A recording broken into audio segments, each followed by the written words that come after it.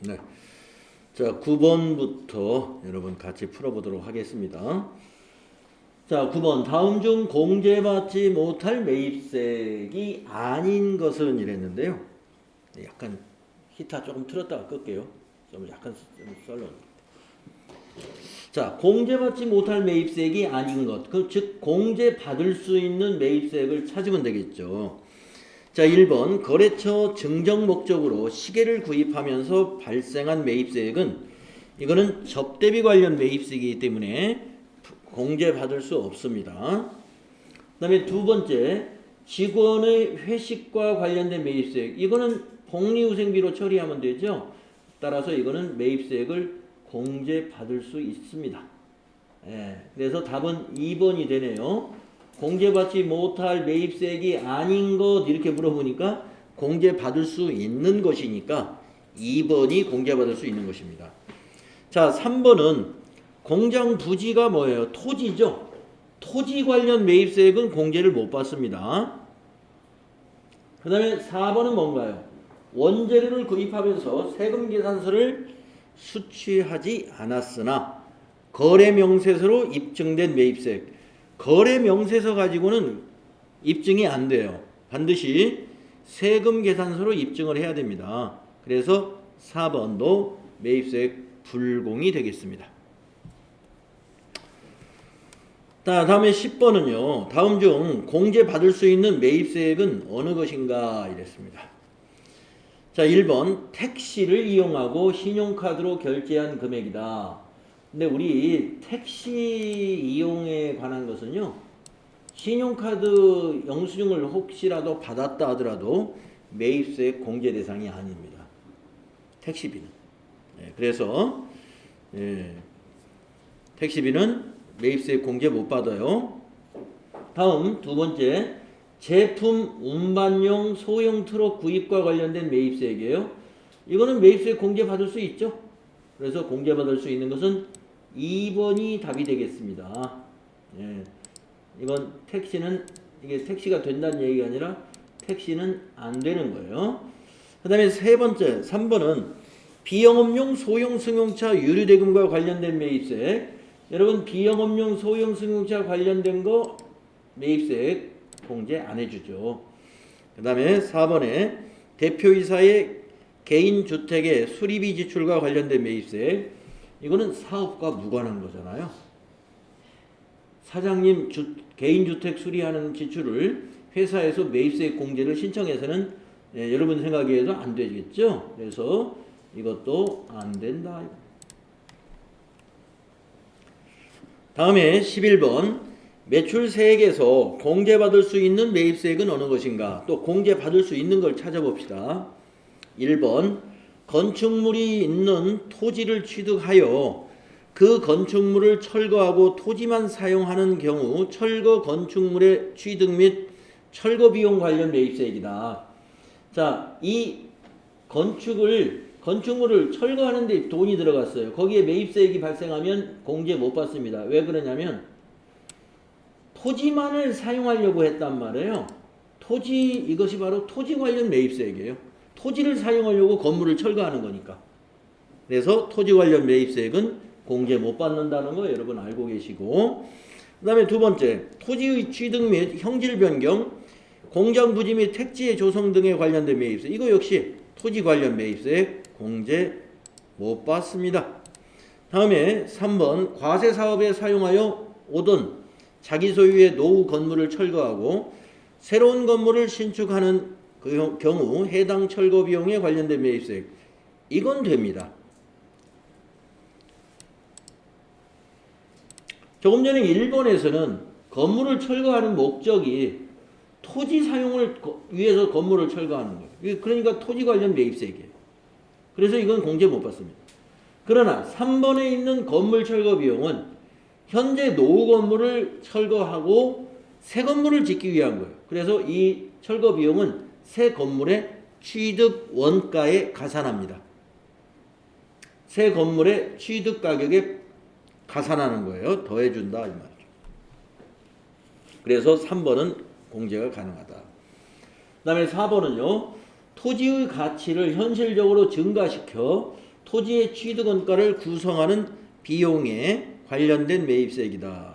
이거 토지 관련 매입세 안 된다. 1번, 2번, 4번이 다 토지 관련 매입세액이기 때문에 안 되는 것이었습니다. 다음 12번은요. 부가가치세법상 공제받을 수 있는 매입세액은 얼마인가 계산해 봅시다.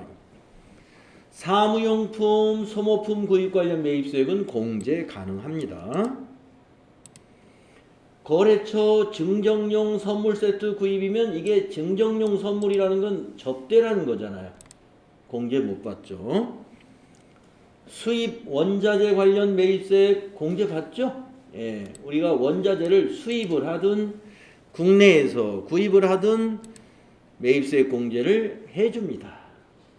그래서 780만 원 4번이 답이 되겠군요. 이렇게 여러분이 우리가 앞에서 매출세액과 또 매입세액 구조에 대해서 배웠단 말이에요. 그래서 지금 그 부분에 대한 문제들을 우리가 풀고 있습니다. 다음 13번. 다음 중 부가가치세법상 매출세액에서 공제 가능한 매입세액은 얼마일까요? 자, 여러분 이 공제 가능한 매입세액이라는 걸 자꾸 우리가 아는 이유는 납부할 세액인 매출세액에서 공제 가능한 매입세액을 뺀 거를 납부세액이란 말이에요. 그래서 납부세액을 정확하게 산정하려면은 공제 가능한 매입세액을 정확히 구분할 줄 알아야죠. 자, 보겠습니다. 가번 법인세법상 업무 무관비용 관련 매입세액이다. 업무하고 관련이 없다. 그러면 이게 개인적인 거죠. 그래서 이거는 안 된다. 다음 접대비 관련 매입세액. 접대비잖아요. 안 된다. 다음 건물의 자본적 지출 관련 매입세액. 건물은 상관이 없죠. 예. 그래서 건물 관련 매입세액은 공제 가능합니다. 다음 과세사업 및 면세사업의 원재료 매입 관련 매입 공통 매입세액. 자, 이거는 과세사업으로 사용된 거라면 공제가 되지만 면세사업으로 사용했다면 공제가 안 돼요. 실지 귀속이 불분명한 공통 매입세액이며 해당 과세기간 과세사업 및 면세사업의 공급가액은 200만 원과 300만 원이다. 자, 그러면 공급가액의 합계액이 매출액인 것인데 매출액의 합계액은 500만 원이죠. 500 중에 이 200이 뭐예요? 과세 사업에 해당되는 거란 말이에요. 과세 사업에 해당되는 것은 500분의 2. 그러니까 5분의 2라는 얘기죠. 자, 5분의 2면은 몇 퍼센트예요? 40%인가요? 40%. 그죠? 네. 그러면 40만 원의 40%는 공제가 가능한 거예요. 4, 4, 16, 16만 원. 그래서 20만 원하고 16만 원을 더한 것이 답이 되겠습니다. 36만 원. 2번이 답이 된다. 계산 가능하시죠? 예. 다음 14번 문제 볼게요. 다음 중 세금 계산서 발급 의무가 면제되는 경우가 아닌 것은 세금 계산서에 대해서 우리가 아직 공부를 안 했죠. 그렇지만 세금 계산서 이제 공부할 차례인데 그렇다고 여기서 끊고 또 세금 계산서 가기 좀 그러니까 이건 거꾸로 세금 계산서. 예. 그러겠습니다. 자, 여기 표시해 놓으시고요. 여기 14번부터 앞에 공부했다가 풀어야 되겠습니다. 예. 14번부터 세금 계산서 문제니까요. 여러분 거기 다음에 229페이지 14번부터 풀기로 하고 앞으로 가서 또 본문을 좀 공부하겠습니다.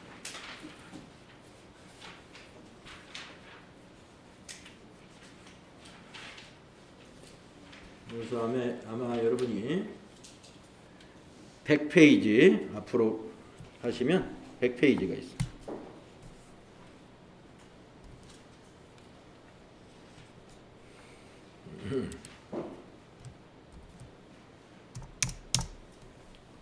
(100페이지로) 가볼까요?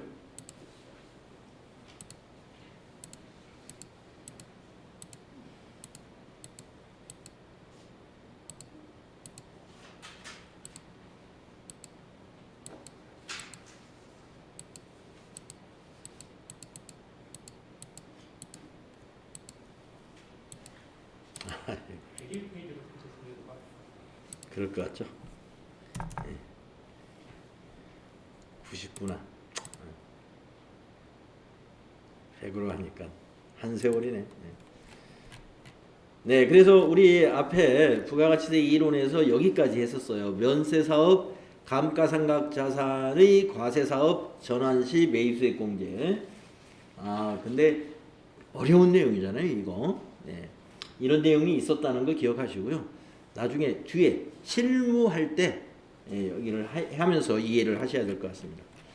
자, 그래서 이제 부가세 이론의 06번 세금계산서 제도에 대해서 알아보겠습니다. 여러분, 세금계산서라는 건 우리 부가가치세법에서 굉장히 중요한 것입니다. 자, 여기서 거래징수라는 개념과 세금계산서는 왜 중요한 것인가? 세금계산서의 의미를 알아보도록 그렇게 하겠습니다. 자, 거래징수라 하는 것은 사업자가 재화나 용역을 공급하는 경우에 공급가액의 부가가치 세율을 적용해서 계산한 부가가치세를 재화 또는 용역을 공급받는 자로부터 징수하는 겁니다. 재화나 용역을 공급받는 자로부터 징수하는 것을 우리가 거래징수라고 해요. 거래징수. 그러니까 공급자가 공급받는 자에게 세금을 걷는다, 이런 의미가 되겠습니다. 이걸 우리가 거래징수라고 하죠. 이 거래징수를 통해서 부가가치세는 결국에 최종 소비자에게 그 세금이 전가된다는 것이죠. 예. 자, 거래징수는 그러면 거래징수했다고 하는 것을 증명하는 것이 뭐냐? 그게 바로 세금 영수증인 세금계산서라고 하는 겁니다. 자, 사업자가 재화나 용역을 공급할 때에 부가가치세를 거래징수하고 이것을 증명하기 위하여 공급받는 자에게 교부하는 세금 영수증이 바로 세금계산서라는 겁니다. 그래서 이 공급받는 자는 내가 교부받은 세금계산서를 증거로 대 가지고 매입세액을 공제받을 수 있는 거예요. 자, 그래서 세금계산서는 매입자에게 더욱이 중요한 것이겠죠. 자, 그러면 세금계산서의 종류를 한번 보겠습니다. 세금계산서는요, 종이 세금계산서가 있고요, 전자 세금계산서가 있는데 요즘은 종이를 쓰는 회사는 아주 극히 드물다고 보시면 됩니다. 네. 아주 불편합니다. 첫째, 종이는 그것을 신고 때까지 잘 보관을 해야 된다는 것 자체가 굉장히 부담스러운 거예요. 네. 잘못하면 이게 우리가 종이라는 건 쉽게 분실을 하잖아요. 그러나 전자 세금계산서는 전자 시스템, 우리 이메일이 그 보관되어 있듯이 그냥 잘 보관되어 있기 때문에 뭐 분실이나 이런 염려가 없죠. 자, 그러나 일부 개인 사업자들은 종이 세금계산서를 아직도 발급할 수 있습니다. 내용을 보면은, 자, 세금계산서를 2매를 작성합니다. 종이는. 그래서 한 매는 공급받는 자에게 발급을 하고 한 매는 보관을 합니다. 그래서 보관을 하는 것은 빨강색이고 공급받는 자에게 주는 것은 파란색 잉크로 인쇄가 되어 있죠. 2매가 한 세트예요. 그래서 공급자는 발급한 세금계산서를 토대로 매출처별 세금계산서 합계표를 작성을 해야 되고, 그리고 부가가치세 신고할 때 그 합계표를 제출해야 됩니다. 또 공급받는 자는 매입처별 세금계산서 합계표를 작성을 해서 제출을 하도록 하고 있어요. 자, 그럼 전자세금계산서는 어떠냐?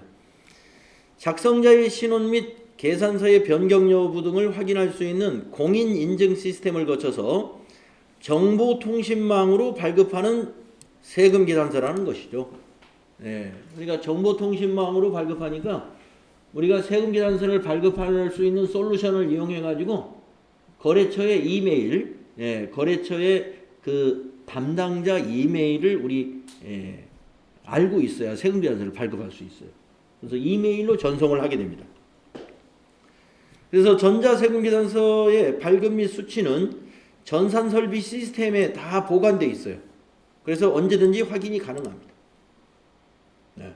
그래서 기업에서 이런 더존 스마트 A와 같은 이런 회계 시스템을 이용해서도 전자세금계산서를 발급하는 방법이 있고, 또 그런 어떤 그 프로그램이 아니라 또 그 국세청에서 운영하고 있는 홈택스에 로그인을 해서 홈택스에서 직접 전자세금계산서를 발급할 수도 있습니다. 예.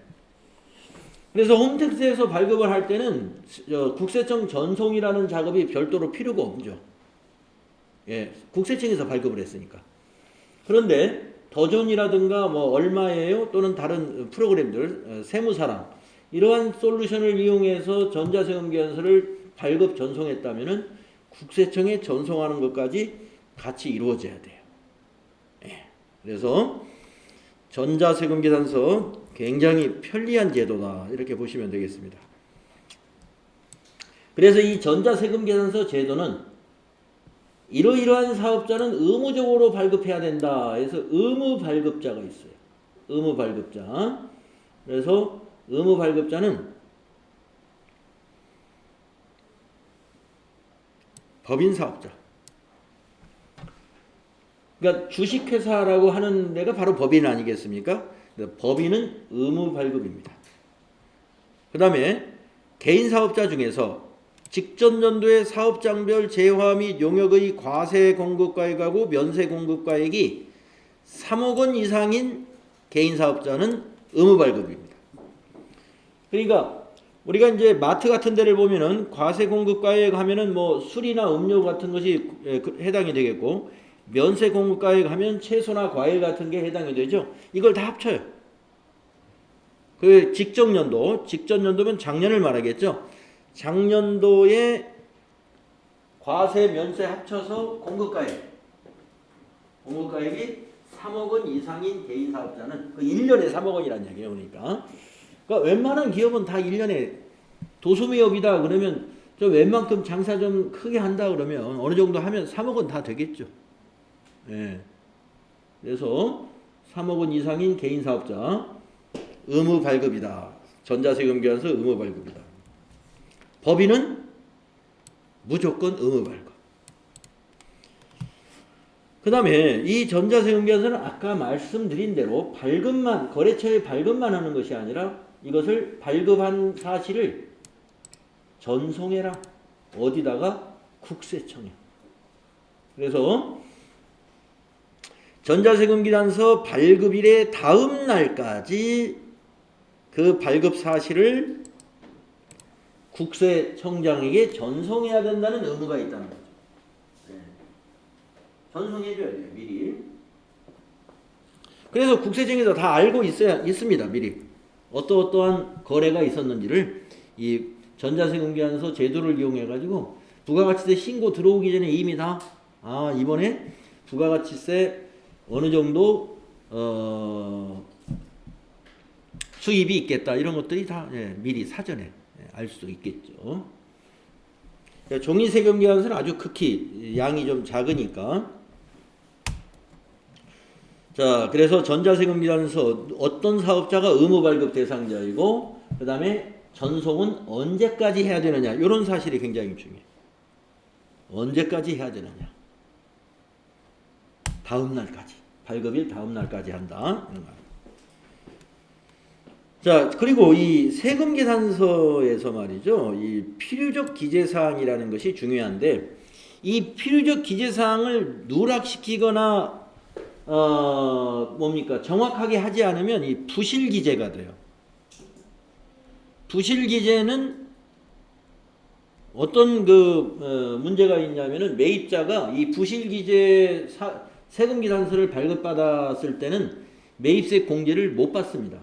그래서 부실이에요, 부실. 그래서 이 필요적 기재사항만큼은 아주 정확하게 기록을 해야 돼요.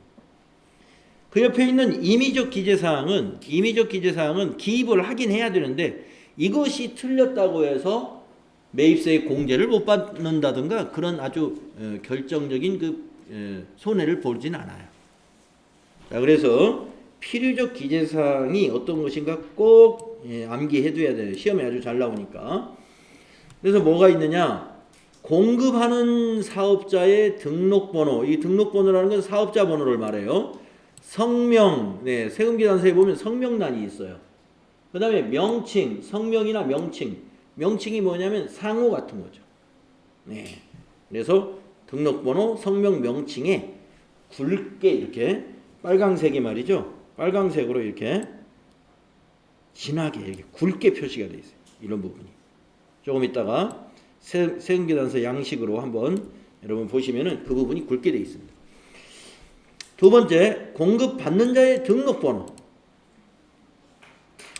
그러니까 공급하는 사업자는 등록번호, 성명, 명칭 세 가지고 공급받는 자는 등록번호 하나만 똘똘하게 잘 기입하면 됩니다.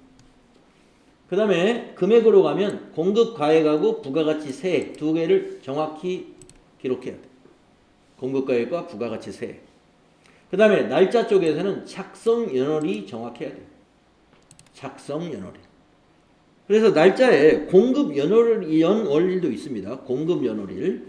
이것도 물론 정확해야 되지만 이것이 틀렸다고 해서 부실기재 세금계산서로는 보지 않아요. 그리고 단가와 수량도 정확해야 되죠. 하지만 단가와 수량의 차이가 있었더라도 공급가액과 부가가치세만 정확히 맞으면 이건 부실기재라고 하지 않아요. 그리고 공급 받는 자의 내용은 사업자 번호만 정확하다면 상호나 성명 주소에 좀 착오가 있었다 해도 부실기재는 아니다. 그 다음에 공급하는 자의 경우는 등록번호, 성명 또는 명칭이 정확해야 되고 공급하는 자의 주소가 조금 틀린 것은 부실기재는 아닌 것이다. 이런 얘기입니다. 그래서 여기 필요적 기재사항이 어떤 것인지 꼭 잘 기억해야 돼요. 자, 그러면 이 세금계산서의 발급 시기는 언제 발급하는 게 원칙이냐? 여기는 원칙만 하나 나와 있습니다. 이제 여러분이 나중에 문제를 풀어보면 특례 규정들이 여기 몇 가지가 있어요. 자, 세금계산서의 발급 시기는 원칙이 재화 또는 용역을 공급하는 시기에 발급하는 게 원칙이에요. 재화 또는 용역의 공급 시기에 재화 또는 용역을 공급받는 자에게 발급하라. 그러니까 공급 시기, 오늘 판매했으면 오늘 발급하는 게 원칙이다. 이거예요. 그러나 아까 말씀드린 대로 공급 시기가 아닌 공급하기 전에 발급하는 경우도 있고 또 공급을 하고 난 후에 발급하는 제도도 있어요. 그래서 그 부분은 여기 지금 나와 있지 않으니까 우리가 문제 풀면서 공급하기 전에 발급하는 경우에는 어떤 그 뒤에 후속 조치가 있어요. 어느 부분까지 허용을 하는지. 그 다음에 공급 후에 발급하는 경우는 그러면 언제까지 발급해야 되느냐. 이런 것들을 우리가 특례로 나와 있으니까 여기에는 없는데 문제에는 있으니까요. 그때 설명해 드리겠습니다. 자, 그 다음에 영수증 제도에 대해서 알아보겠습니다. 여러분, 영수증이다 그러면 이제 문방구에서 파는 그 영수증의 특징이 뭐예요? 누구누구 귀화해놓고 사업자 내용은 사업자 번호, 주소, 상호, 대표자 이런 거 다 있습니다. 전화번호 이런 거. 그러니까 영수증에 보면은 공급자가 누군지는 알 수 있어요. 이 영수증이 어느 식당에서 발급한 영수증인지 아니면 어떤 문방구에서 발급한 것인지 영수증에 그건 나와 있지만 공급받는 자가 구체적으로 누군지는 잘 모릅니다. 뭐 홍길동 귀화 이렇게 써버리잖아요. 아니면 사나타 컴퓨터학원 귀화 이렇게. 그래서 영수증은 우리가 부가가치세법상의 적격 증빙으로 보지 않아요. 자, 그러나 영수증 제도가 있기 때문에 영수증 제도에 대해서 알아보자. 그 영수증이란 무엇이냐? 영수증은 공급받는 자의 등록번호와 부가가치세액을 별도로 구분하여 기재하지 않은 증빙입니다. 아까 말씀드린 대로 공급자가 누군지는 아는데 공급받는 자가 누군지는 알 수 없어요. 상호만 오직 알 수 있습니다. 상호만. 그러니까 상호만 쓰는 거기 때문에 유변조 같은 것이 얼마든지 있을 수 있죠. 그러니까 어떤 뭐 우리가 음식점에서 식사를 하고 그 만약에 회식을 했단 말이에요. 부서원들끼리.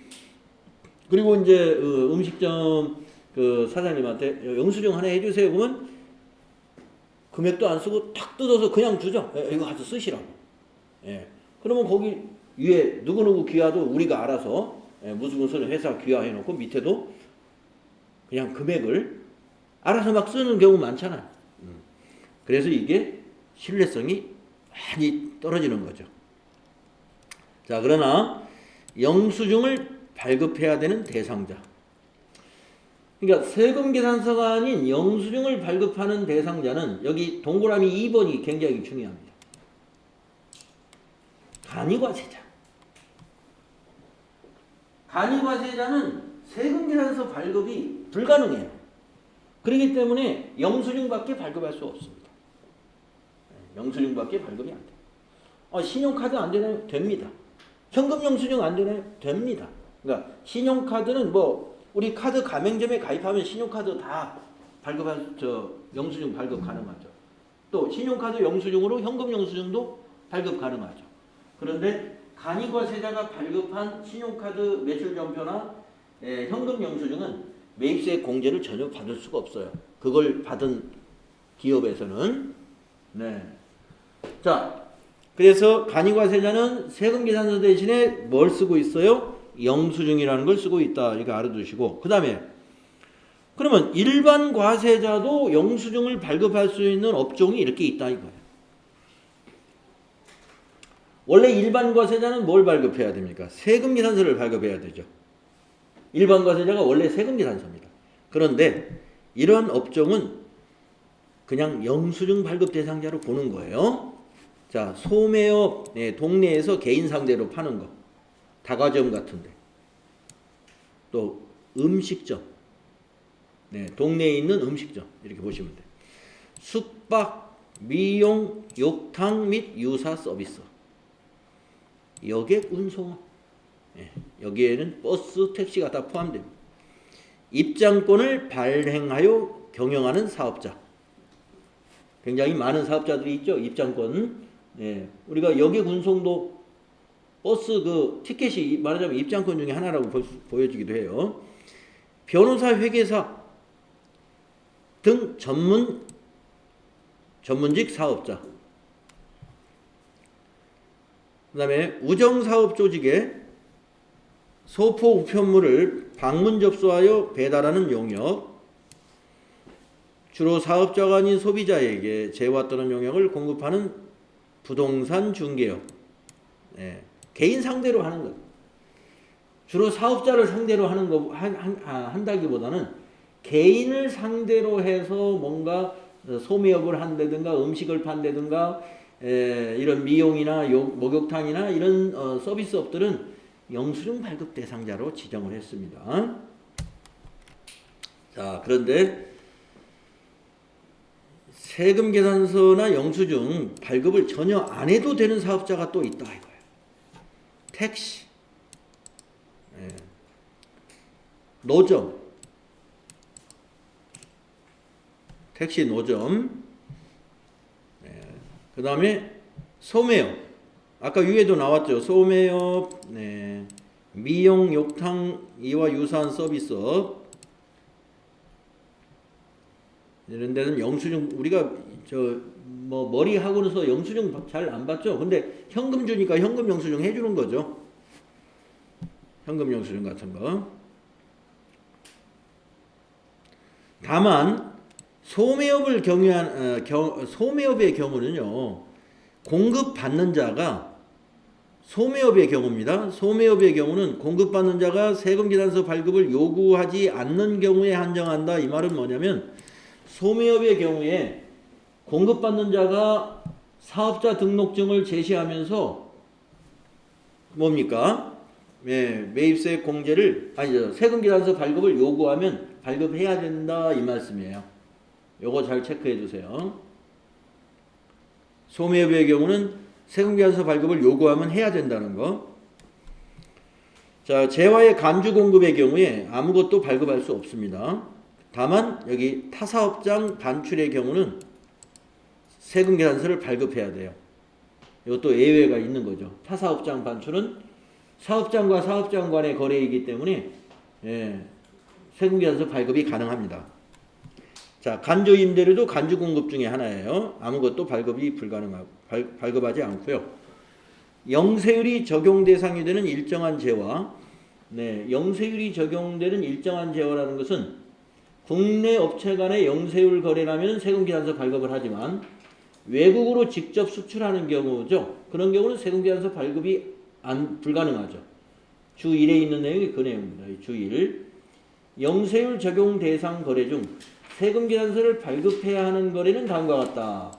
그러니까 이 경우를 제외하고는 세금 계산서 발급을 안 한다 이겁니다. 영세율의 경우에. 이 경우가 뭐냐? 내국 신용장 등에 의해서 공급하는 재화, 한국국제협력단, 한국국제보건의료재단에 공급하는 재화. 이게 다 한국에 있는 단체이기 때문에 세금 계산서 발급이 가능한 거고, 내국 신용장이라는 것은 국내 업체 간의 임가공, 수출품 임가공에 관한 경우에 해당이 되기 때문에 이것도 세금 계산서 발급이 가능하죠. 여기 수출재와 임가공 용역. 그래서 이 경우는 세금 계산서를 발급을 하는 영세율이고, 나머지 영세율은 여기서 말한 대로 세금 계산서 또는 영수증 발급 의무가 면제된다 하는 얘기입니다. 좀 복잡한가요?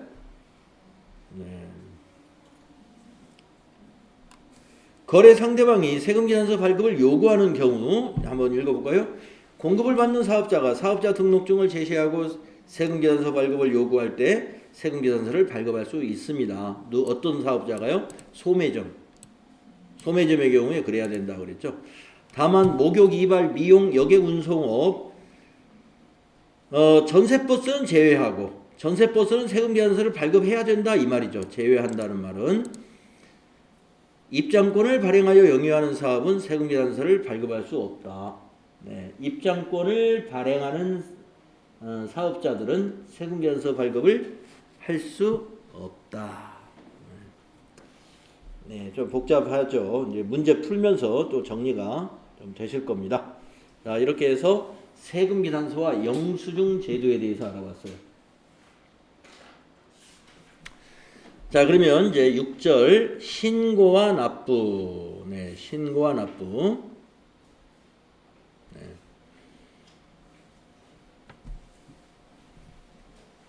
자, 우리가 이제 부가가치세를 신고하면서 납부하는 신고 납부 제도입니다. 그래서 앞에서 배웠는데 애정신고 그리고 확정신고 이렇게 나누면은 3개월 단위로 신고하면서 납부하죠. 자, 애정신고 납부를 한번 볼게요. 직전 과세기간 공급가액이 1억 5천원 1.5억 원. 1.5억 원이 그러니까 1억 5천만 원이죠. 1.5억 원. 1억 5천만 원입니다. 이상인 법인은 어떻게 해요? 애정신고 납부에 해당이 된다. 요게 말이죠. 없었던 규정인데요. 이게 지금 금년에 2020년도에 개정된 세법입니다. 작년까지는 모든 법인이 다 애정신고 납부 의무가 있어요. 모든 법인이. 그런데 아마 좀 완화를 시킨 거죠. 직전 과세기간의 공급가액이 1억 5천만 원이라면은 이게 6개월이잖아요. 직전 과세기간이 6개월. 1과세기간은 6개월을 말해요. 부가가치세법에서는. 그러니까 6개월에 매출액이 1억 5천만 원 안 된다면은 1억 5천이 안 된다면 월 매출이 얼마인가 한번 계산해 볼까요? 나누기 6개월 하면 월 매출 2,500만 원이 안 되는 법이에요. 월 매출액이 2,500만 원 안 되는 법인은 애정신고 안 해도 된다. 다음 법인사업자는 애정신고 기간이 끝난 후 25일 이내에 애정신고 기간에 대한 과세표준과 납부세 또는 환급세액을 납세지 관할 세무서장에 신고하고 해당 애정신고 기간에 납부세액을 납부해야 된다. 네, 언제까지 납부하는지 여기서 잘 알아두세요. 애정신고 기간이 끝난 후 25일 이내에. 애정신고 기간 끝난 후 25일 이내에. 그래서 지금 바로 이 4월이 일기 애정신고 기간 언제냐면은 1월부터 3월이 일기 애정 과세 기간이죠.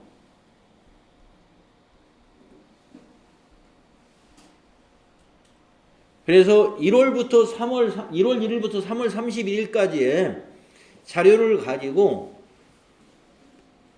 애정신고 기간이 끝난 후 25일 이내, 그래서 4월 25일 날 신고 납부 해야 됩니다. 그런데 딱 보니까 달력을 보니까 25일이 토요일이에요.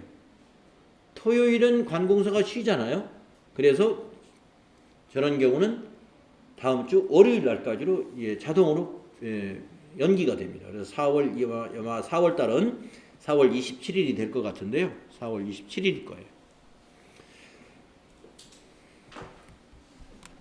다음 2번. 개인 사업자와 직전 과세기간 공급가액이 1억 5천만 원 미만인 법인 사업자는 어떻게 한다? 신고 납부하지 않아요. 그래서 원칙이 고지 납부다. 고지 납부하고 신고 납부는 어떤 차이가 있는 것이냐? 신고 납부는 신고서를 다 준비해서 하고 납부하는 것이고, 고지 납부는 복잡한 신고를 하지 않습니다. 고지서가 오는 대로 납부만 하면 되는 거예요. 그게 고지 납부. 그래서 어떻게 세무서에서 고지를 하느냐? 직전 과세 기간에 납부 실적이 있을 거 아니에요. 예정이니까 거기에 절반. 직전 과세 기간에 만약에 어떤 개인 사업자가 부가세를 300만 원을 납부한 실적이 있어요. 그러면 이번 예정 신고 때 거기에 절반인 150만 원을 고지하면 됩니다. 대략 짚은 거죠. 대략. 요 정도 되겠구나. 자, 그래서 여기 보면 관할 세무서장이 각 예정 신고 기간마다 직전 과세 기간에 대한 납부세액의 2분의 1, 절반이죠. 거기에 상당하는 금액을 결정해 가지고 해당 과세 기간이 끝난 후 25일까지 징수한다. 그러니까 4월 25일까지 납부하세요 하고 고지서를 보내는 걸 우리가 징수한다, 이렇게 하는 겁니다. 자, 예외가 있어요. 개인 사업자나 또는 1억 5천만 원 미만인 법인이라 하더라도 난 좀 불편하지만 신고 납부해야 되겠다, 이걸 선택할 수 있습니다.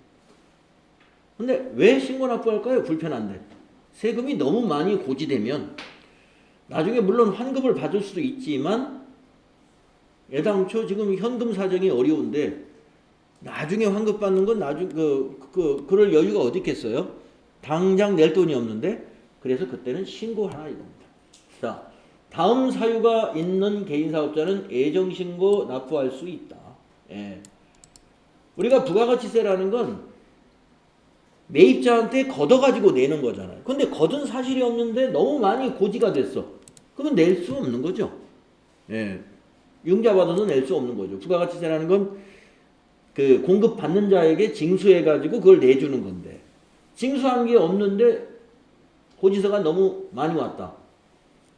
그 근거가 뭐냐?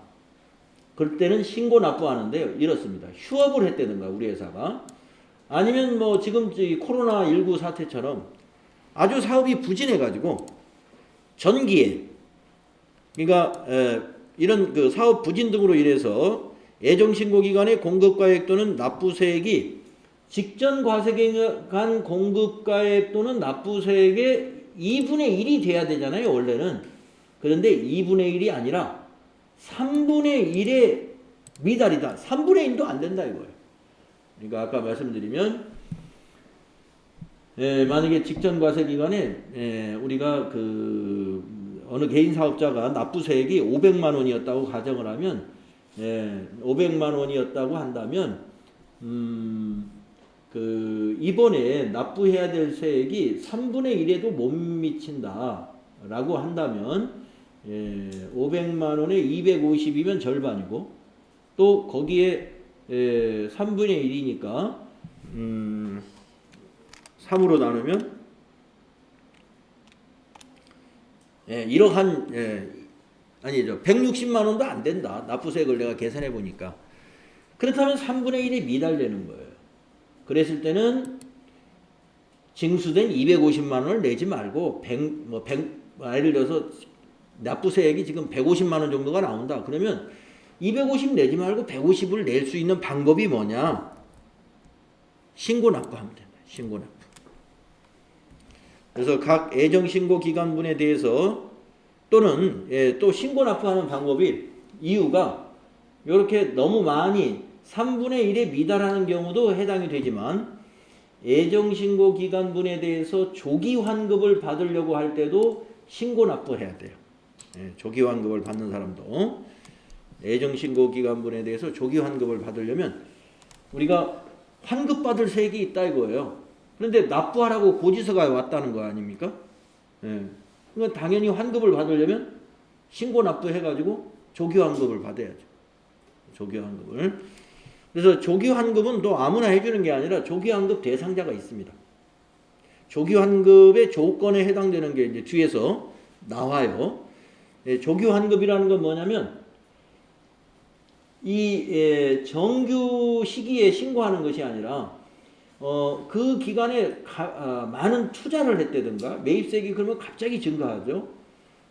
그리고 영세율 사업자들은 조기환급을 언제든지 신청할 수가 있어요. 그 다음에 영세율 사업자가 아니더라도 아까 말씀드린 대로 이번 과세 기간에 우리 회사가 고정자산 투자를 많이 했어요.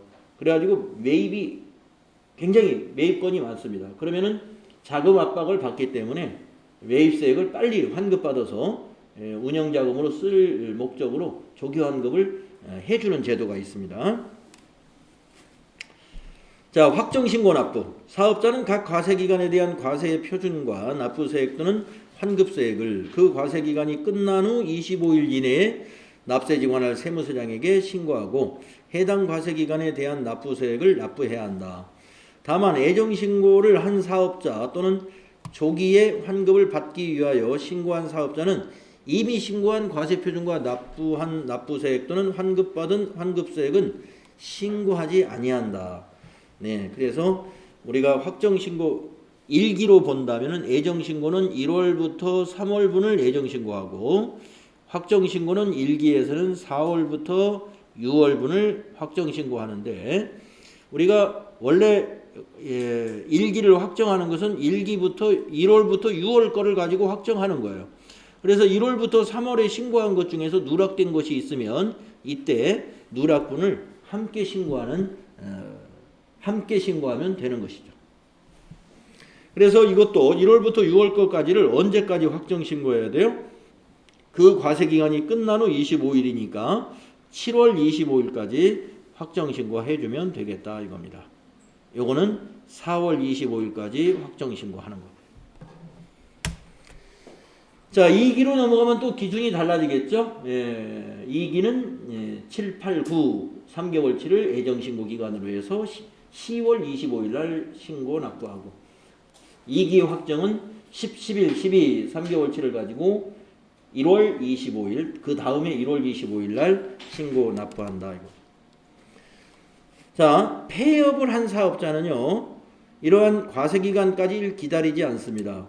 폐업을 하는 경우는 폐업일이 속하는 달에 다음 달 25일 이내에 신고 납부를 해줘야 돼요. 폐업을 하는 경우. 그러니까 만약에 4월 6일 날 폐업을 했다면은 우리가 계속 사업자의 경우는 4월 6일 날에 공급에 대해서 신고하는 것은 7월 25일 날 신고 납부하면 되잖아요. 그러나 폐업을 4월 6일 날 했다면 폐업일이 속하는 달에 다음 달 25일이니까 5월 25일 날 신고 납부해야 돼요. 폐업한 사업자는. 그거 이해 되시죠? 자, 그 다음에 02번에 보면은 이제 환급이 있습니다. 세금 우리가 환급, 아까도 환급 제도의 조기 환급을 잠시 얘기했었는데, 자, 보통 일반 환급을 이용하고요. 또 환급에는 조기 환급도 있다. 환급이라는 것은 매입세액이 더 매출세액보다 많을 때 세금을 돌려주는 것을 말하는 거죠.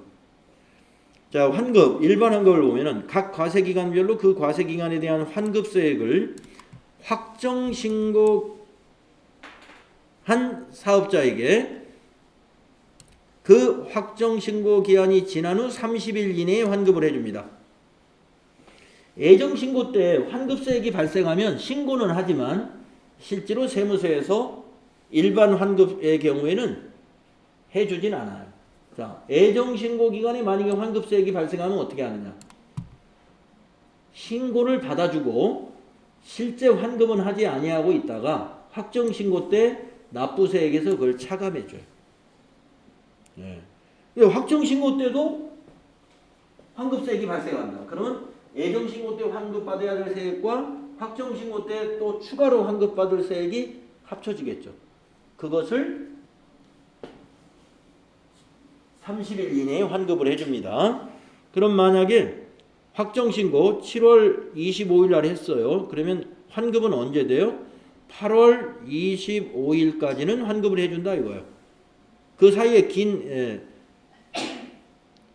25일까지 안 될 수도 있죠. 24일이나 23일까지 환급이 된다 이겁니다. 30일이라는 거 여기. 신고기한이 지난 후 30일 요걸 기억을 해 주십시오. 그리고 일반 환급은 예정신고 때는 실제로 환급은 안 일어나고 확정신고 때 납부할 세액에서 차감하는 방식으로 환급이 된다.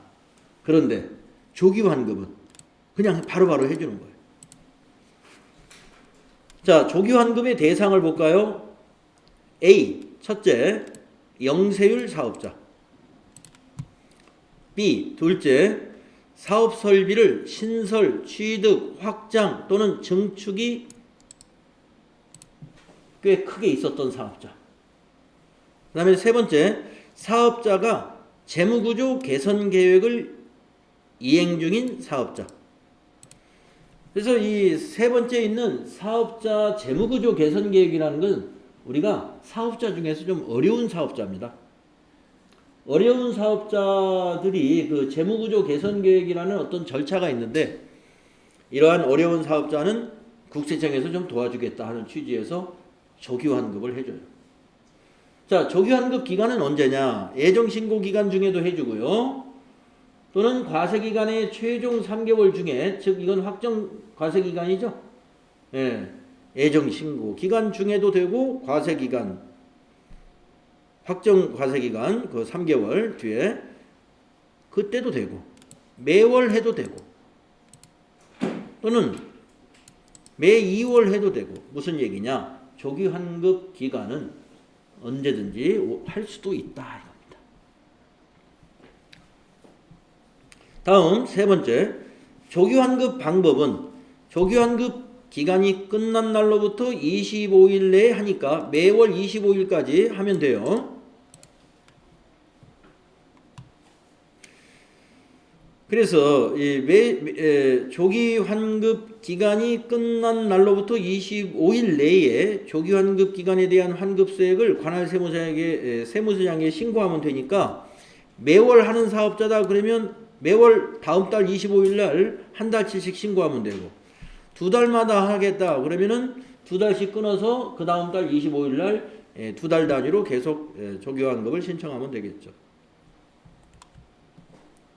다음 네 번째, 조기환급은 30일보다 더 빨리 해줍니다. 관할 세무서장은 조기환급 기간에 대한 환급세액은 각 조기환급 기간별로 해당 조기환급 신고 기한이 지난 후 15일 내에 환급을 해줍니다. 일반 환급은 30일 내에 환급, 조기환급은 15일 내에 환급을 해준다. 조기환급 신고를 한 부분은 예정신고 및 확정신고의 대상에서 제외를 해요. 당연히 조기환급했던 것을 또 나중에 정규 신고할 때 또 환급해 줄 리는 없죠. 그래서 제외한다. 조기환급제도 15일 내에 해준다는 거. 요거 잘 기억하시고 여기 일반 환급이 30일 걸리는 거하고 비교해서 기억을 해주시면 되겠습니다. 자, 이렇게 해서 부가가치세 신고, 그 다음에 세금계산서 영수증까지 우리가 알아봤고요. 다음 시간에 가산세 정리하고, 가산세가 107페이지까지 있네요.